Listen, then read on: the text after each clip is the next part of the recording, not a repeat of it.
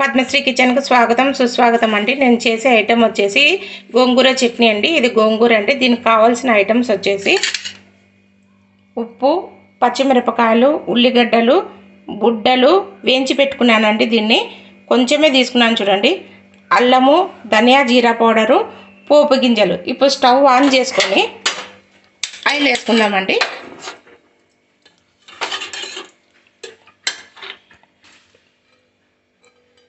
ఇప్పుడు ఆయిల్ వేసేసుకున్నాను.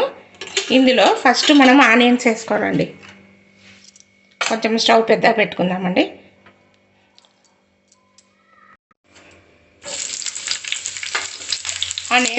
ఆనియన్స్ వేసినానండి. ఇప్పుడు కొంచెం కలుపుదామండి. ఇలా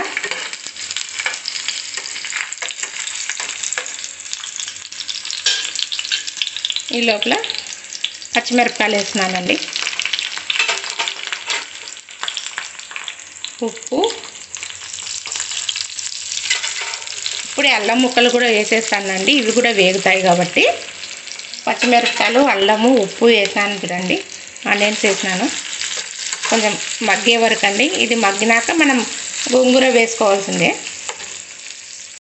ఇప్పుడు చూడండి 5 రెమ్మలు ఎల్లిపాయలు వేసినానండి. దీంట్లో బాగా టేస్ట్ వస్తుందండి ఎల్లిపాయలు వేస్తే. ఇప్పుడు ఇది కూడా కొంచెం మగ్గింది కదండి. ఇప్పుడు గోంగూర వేసేసుకుందామండి. గోంగూర అండి ఇది.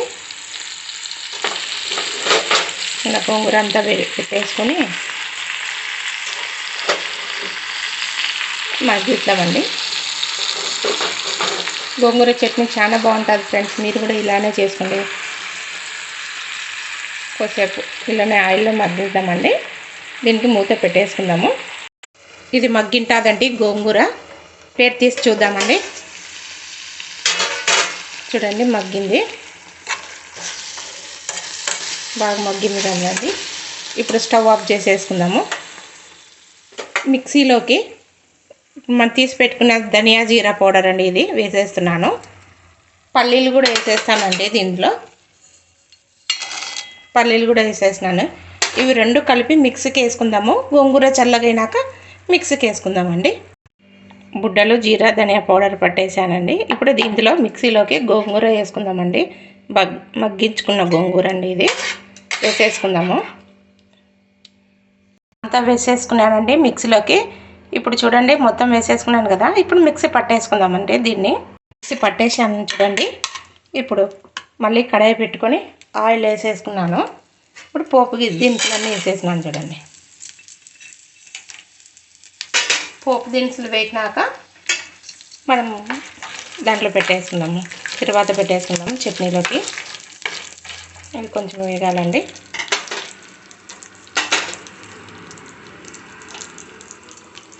కరివేపాకు వేసేస్తున్నాను. కొంచెం వేగినాక చట్నీ వేసేద్దామండి. ఇలా చేసుకోండి. బుడ్డల కంటే మీరు నువ్వులు వేసుకోవచ్చు, కొబ్బరి వేసుకోవచ్చు, బాగుంటుంది. మీ ఇష్టం అండి.